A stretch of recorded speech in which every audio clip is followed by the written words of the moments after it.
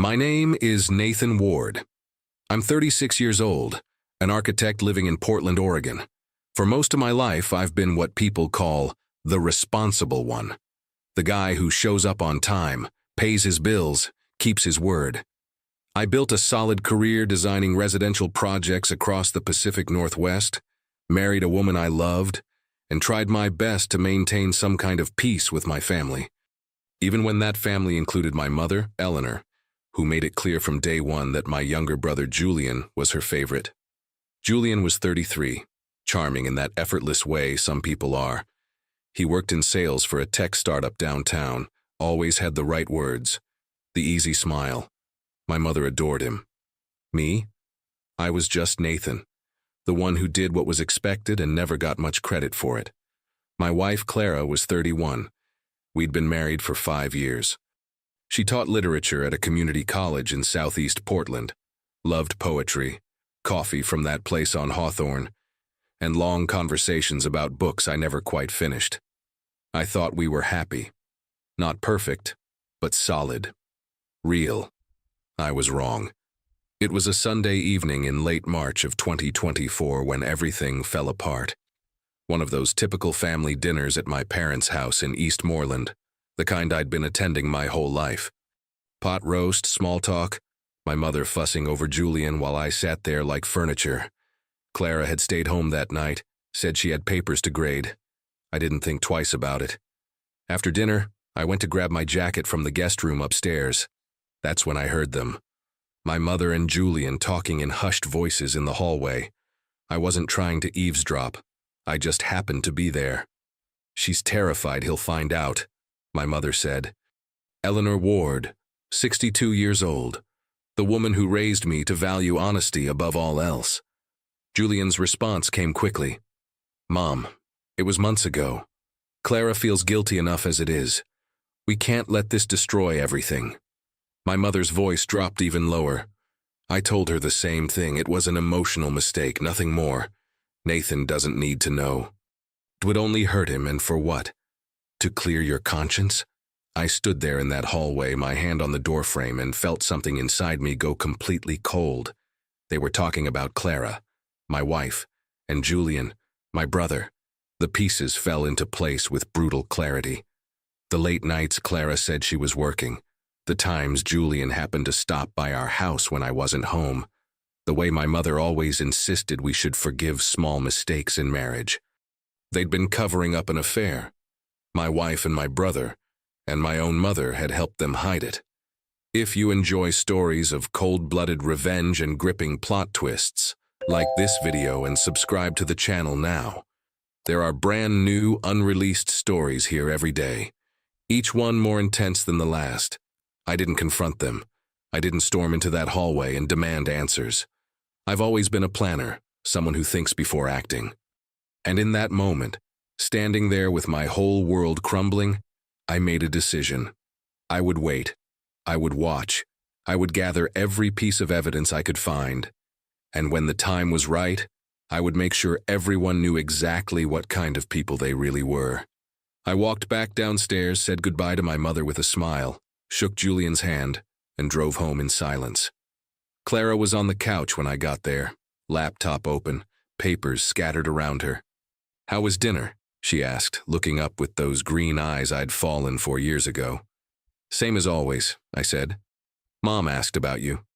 "I'll catch the next one," she replied, turning back to her work. I nodded and went to bed. But I didn't sleep. I lay there in the dark next to the woman I'd trusted completely, and began planning the end of everything we'd built together. Because if there's one thing my career taught me, it's this: the best structures are built on solid foundations. And the most devastating collapses happen when you remove the right support at exactly the right moment. The next morning, I woke up at 6:30 like always, made coffee, kissed Clara on the forehead, told her I had an early meeting with a client in Beaverton. Everything normal, everything controlled, but nothing was normal anymore. I drove to my office on Northwest Couch Street, locked the door, and started planning. Not out of anger. Anger makes you sloppy.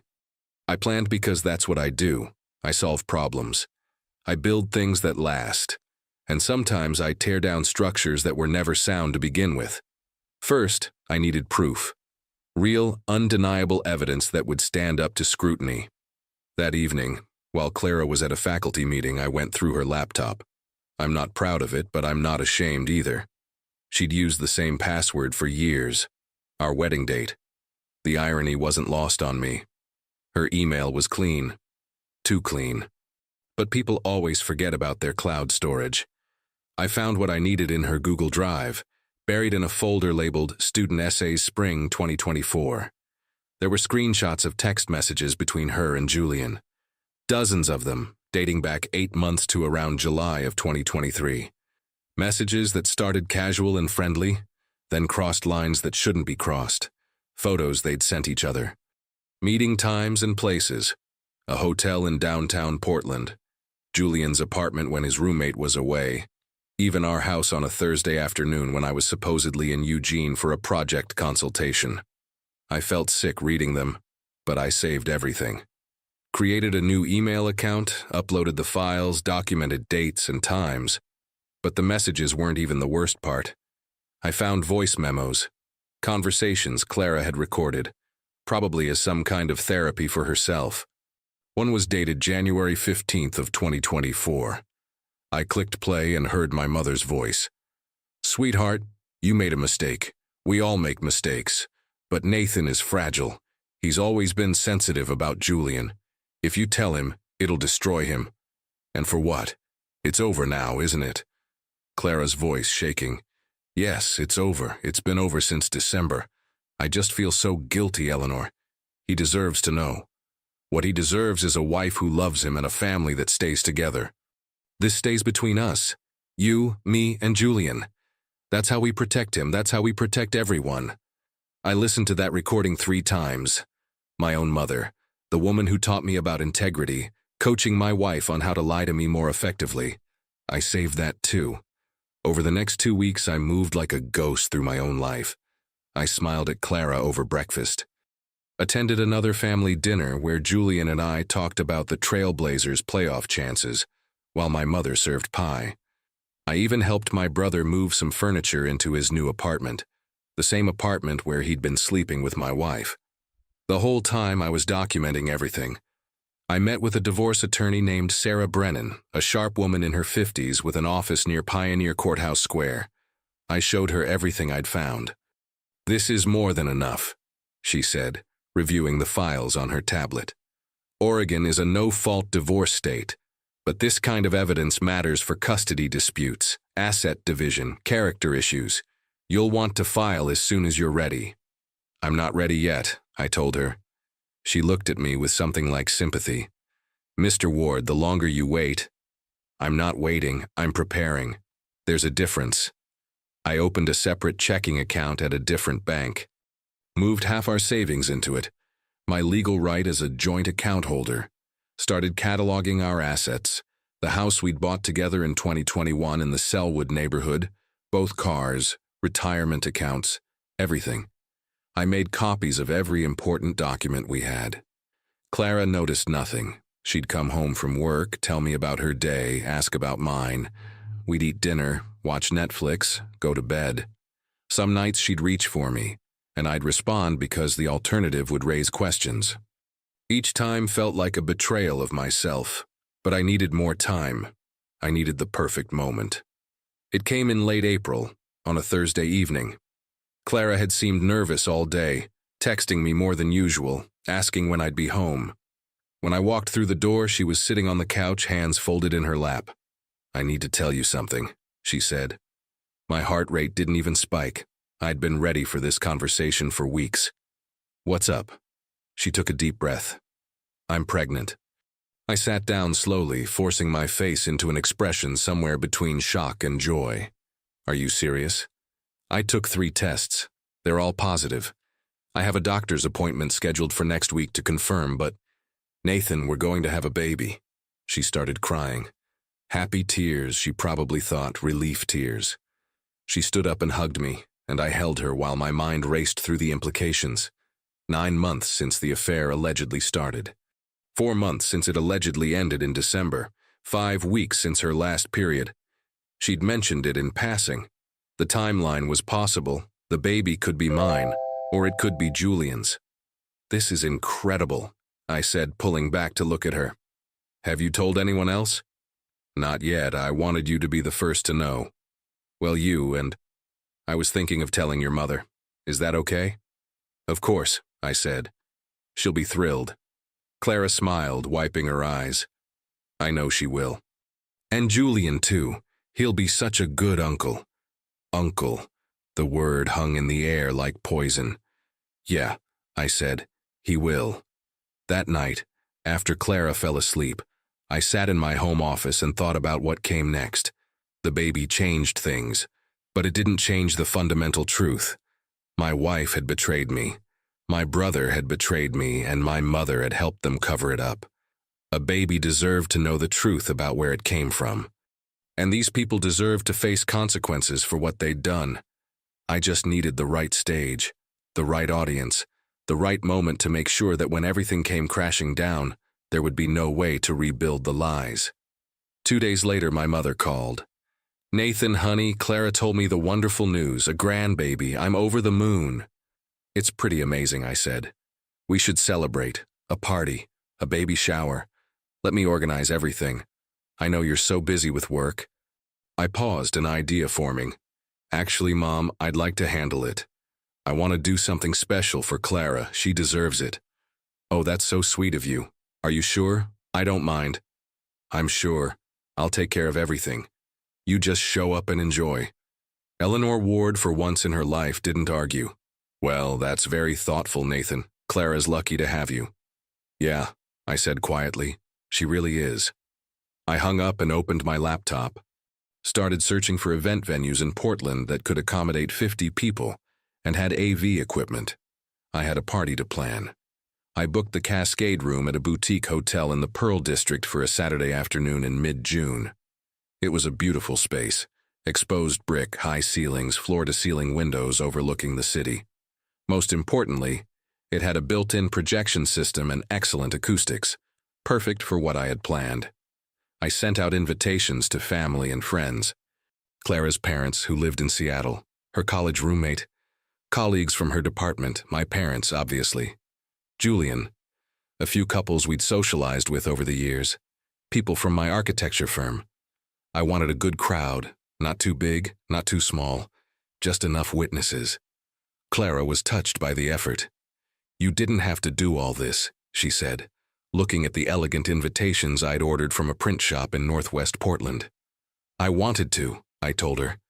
"You're carrying our child. That deserves to be celebrated." The word "our" tasted like ash in my mouth, but I said it with a smile. The weeks leading up to the shower were almost peaceful in a surreal way. Clara glowed with pregnancy. Morning sickness had passed, and she was in that second trimester phase where everything seems possible.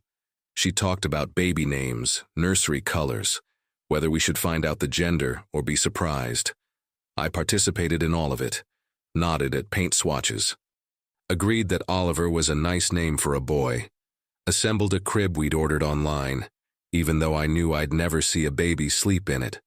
Meanwhile, I was building my presentation. I'd learned long ago that the best architectural proposals tell a story. They don't just show information. They reveal truth in a way that's impossible to ignore. This would be no different. I compiled everything into a single slideshow. Started with innocent photos, Clara and me on our wedding day, family dinners, holidays. Then gradually the images changed. Screenshots of text messages, time-stamped and dated. Photos Julian and Clara had exchanged. Nothing explicit, but intimate enough to tell the story. Meeting locations marked on a map. Hotel receipts I'd found in Julian's car when I'd helped him move that furniture. And the audio files. I'd had them transcribed by a professional service, anonymously. The words would appear on screen while my mother's voice played, telling Clara exactly how to lie to me. I practiced the timing, made sure every transition was smooth, every piece of evidence clear and undeniable, burned it onto a USB drive and tested it twice at the venue. The event coordinator, a cheerful woman in her 30s named Jessica, helped me set everything up. "This is quite the production for a baby shower," she said, reviewing my AV requirements. My wife deserves something special, I replied. She's lucky to have such a thoughtful husband. I just smiled. The night before the shower, I barely slept. Not because I was nervous. I was past that. I'd moved into a space beyond anger or hurt, into something colder and more precise. I was a surgeon about to make a necessary incision.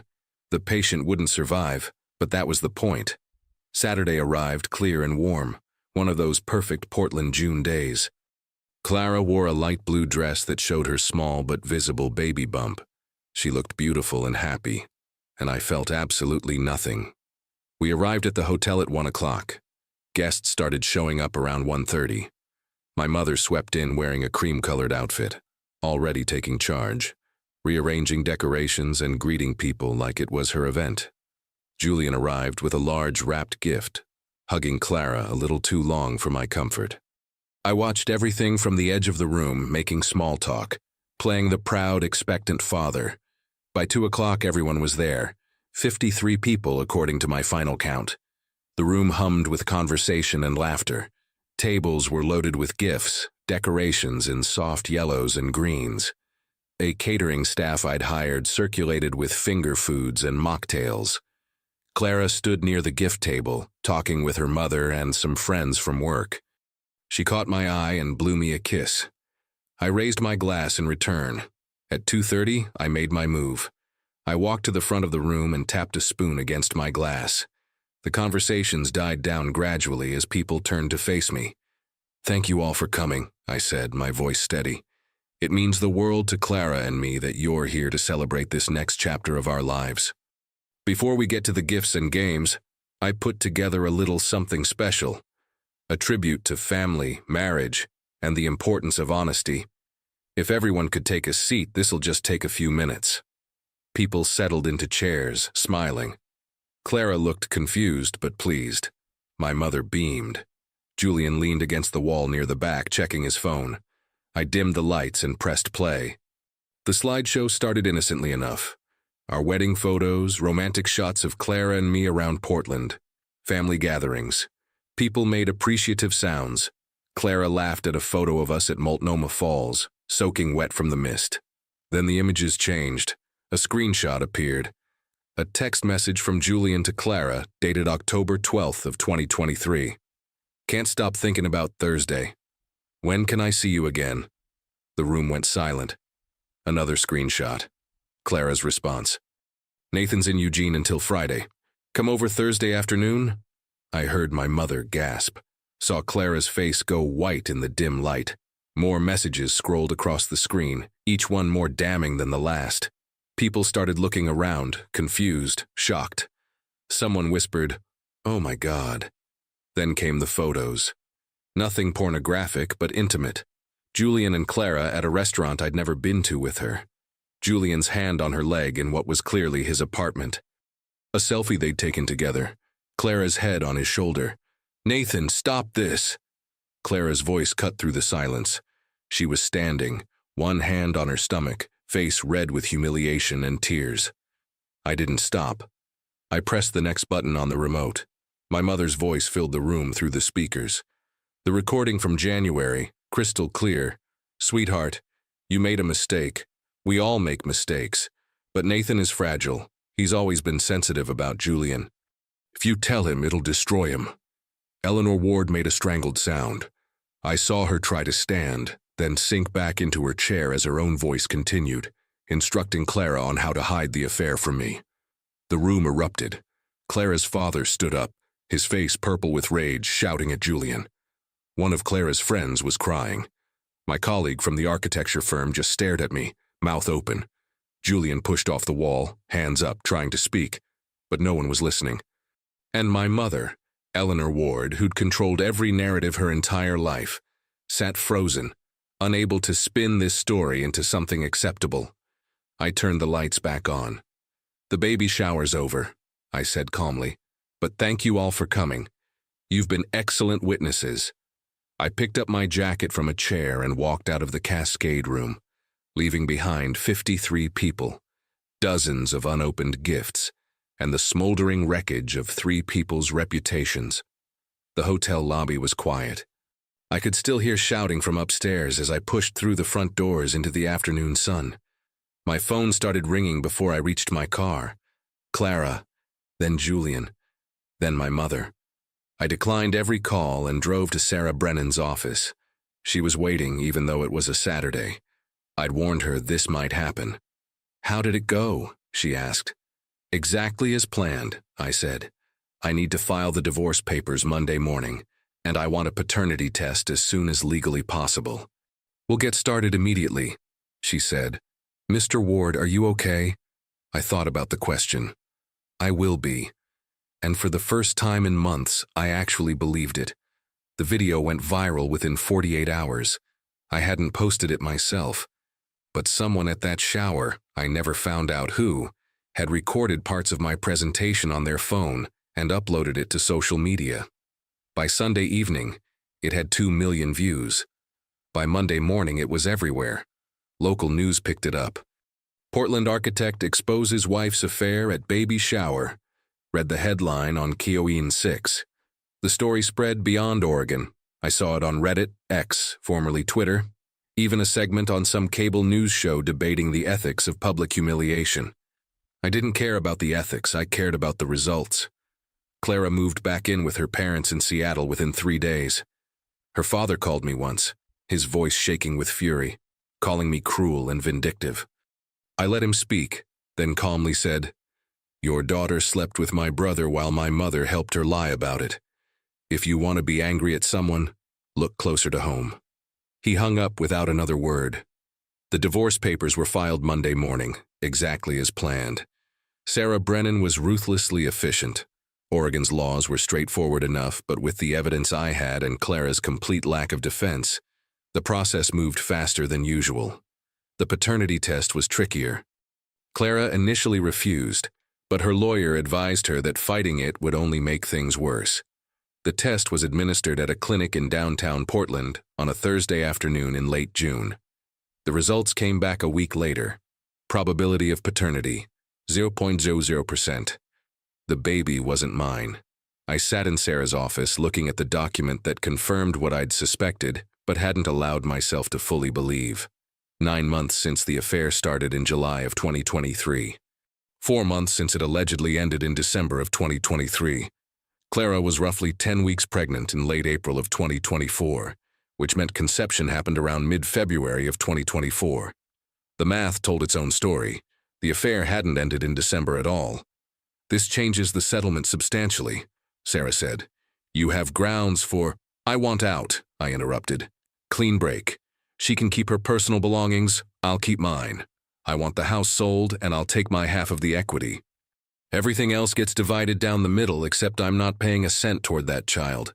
Whatever happens with Julian and the baby is their problem." "That's more than fair given the circumstances," she said. "Most men in your position would—" "I'm not most men," I said. "I just want this finished." The house in Selwood went on the market in July of 2024. We'd bought it for $385,000 in 2021. The market had been good to us. It sold in 2 weeks for $475,000. After paying off the mortgage and closing costs, my share came to about $70,000.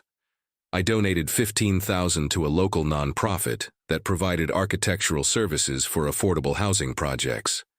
The rest went into savings and investments. The fallout for the others was swift and merciless. Julian lost his job at the tech startup within 2 weeks of the video going viral. His company had a strong social media presence and prided itself on values-driven culture. Having an employee at the center of a cheating scandal, especially one involving his own brother, didn't fit the brand. They let him go quietly, but word spread fast in Portland's tech scene. By August, he'd moved to Phoenix, unable to find work locally. He never tried to contact me, not once. My mother had it worse in some ways. Eleanor Ward had built her entire identity on being a pillar of the community. Church leadership, charity work, the perfect Christian family. When the video exposed her role in covering up the affair, that identity shattered. Her church friends stopped calling. The volunteer organizations she'd been part of for decades quietly removed her from leadership positions. She'd go to Sunday service and sit alone in a pew that used to be surrounded by people seeking her wisdom and guidance. She called me once, about a month after the shower. I almost didn't answer, but curiosity got the better of me. "Nathan," she said, her voice smaller than I'd ever heard it. "I need to explain." "There's nothing to explain," I said. "I heard the recording. I know exactly what you did and why you did it. You chose Julian over me, and then you chose protecting your perfect family image over telling the truth. You made your decisions. Now you get to live with them. I was trying to protect you. No, you were protecting yourself. You always have been. The only difference is now everyone else knows it too." I hung up. She didn't call again. As for Clara, I heard through mutual acquaintances that she'd taken a leave of absence from her teaching position. The college had been supportive, but she couldn't face the whispers and stares. She stayed in Seattle through the summer, living with her parents, dealing with her pregnancy alone. I felt nothing about it. Not satisfaction, not guilt, not anger, just an empty space where those feelings used to be. The baby was born in early January of 2025. A boy. I learned this from a brief email Clara's lawyer sent to Sarah. 7 pounds, 4 ounces, healthy. They named him something I didn't bother to remember. Julian apparently stepped up, at least financially. Whether he'd moved back to be involved or just sent checks from Phoenix, I never knew and never cared to find out. It wasn't my problem anymore. The divorce was finalized in September of 2024, 5 months after I'd filed. I signed the papers in Sarah's office on a Wednesday morning, then went back to work like it was any other day. By October of 2024, I'd started looking at jobs outside of Portland. Not because I was running away. I'd proven I could handle staying. But because there was nothing left here for me. The city felt smaller somehow, haunted by memories of a life I'd thought I was building. I accepted a position at a firm in Denver in late October of 2024. Better pay, more interesting projects, a chance to start over in a place where nobody knew my story.